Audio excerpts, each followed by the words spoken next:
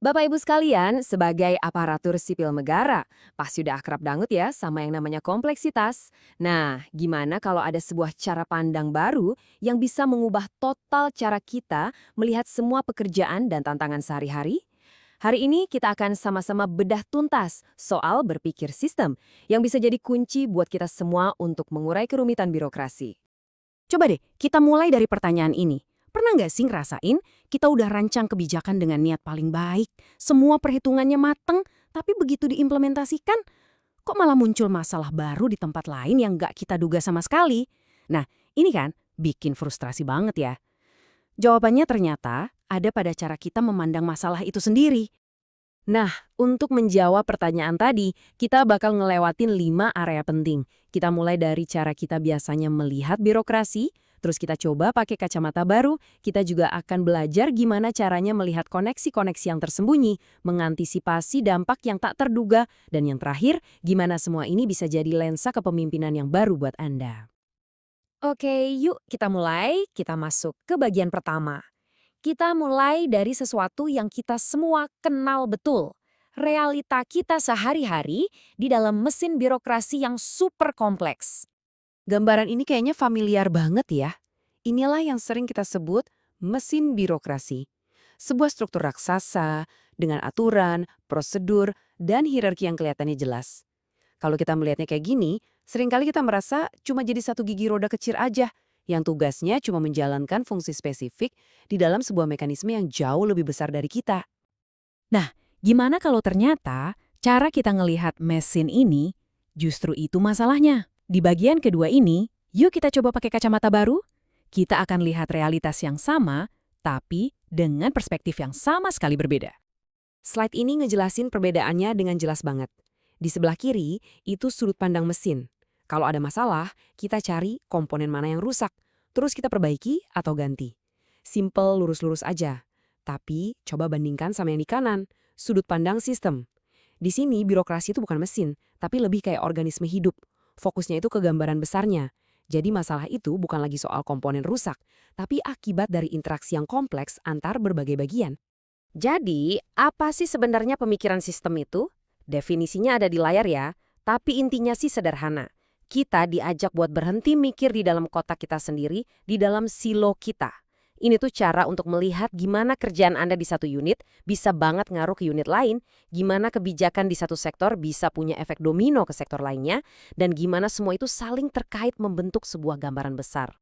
Oke, kita lanjut ya. Nah, disinilah letak magicnya berpikir sistem.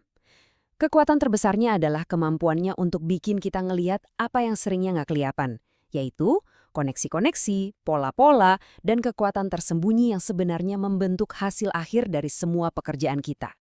Dan inilah mesin yang ada di balik semua dinamika sistem.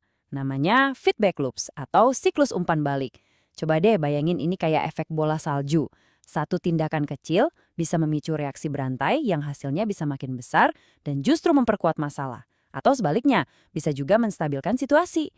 Inilah motor penggerak dari setiap sistem. Biar lebih kebayang, kita lihat contoh nyata ya. Bayangin ada kebijakan baru tapi sosialisasinya kurang. Akibatnya, masyarakat bingung. Terus, keluhan masyarakat jadi meningkat. Ini bikin beban kerja di unit pengaduan jadi overload. Akibatnya lagi, kualitas respons mereka menurun. Nah, respons yang buruk ini justru bikin ketidakpercayaan publik makin besar. Yang ironisnya malah memicu lebih banyak lagi keluhan. Dan balik lagi deh ke nomor 2. Ini namanya reinforcing loop, sebuah lingkaran setan di mana masalahnya terus membesar dengan sendirinya. Sekarang kita masuk ke bagian yang paling praktis mungkin ya dari berpikir sistem, yaitu gimana caranya kita bisa lebih jago mengantisipasi dan menavigasi konsekuensi yang tidak kita inginkan dari setiap tindakan kita. Ini nih yang harus kita waspadai.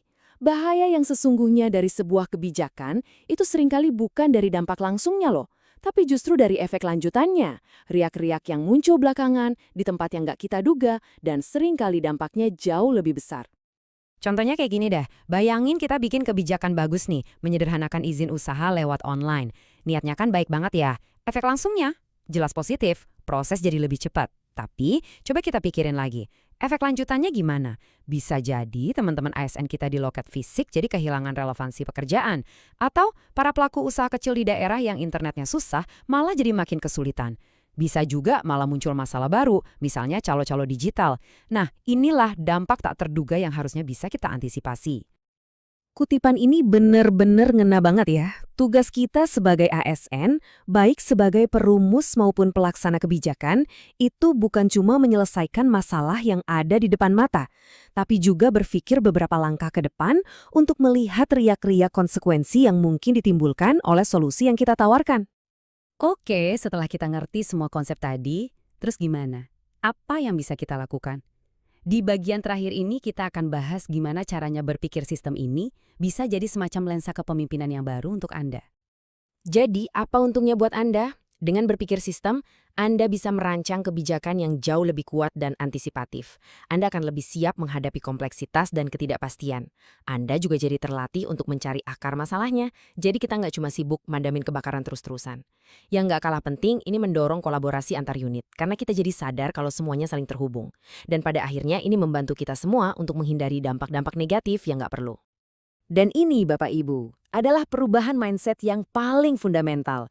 Ini adalah sebuah transformasi. Dengan menerapkan lensa ini, Anda bukan lagi sekedar bagian dari mesin yang hanya menjalankan perintah, tapi Anda bertransformasi menjadi seorang arsitek dari sistem. Seseorang yang mampu memahami, mempengaruhi, dan ikut merancang sistem birokrasi yang lebih efektif dan responsif.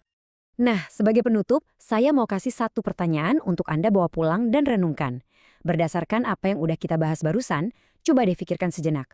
Koneksi tak terlihat apa dalam alur kerja Anda? Atau interaksi antar unit apa yang selama ini mungkin terabaikan? Atau dampak lanjutan apa dari tugas Anda yang akan mulai Anda cari tahu mulai besok? Jawabannya mungkin akan sangat mengejutkan Anda.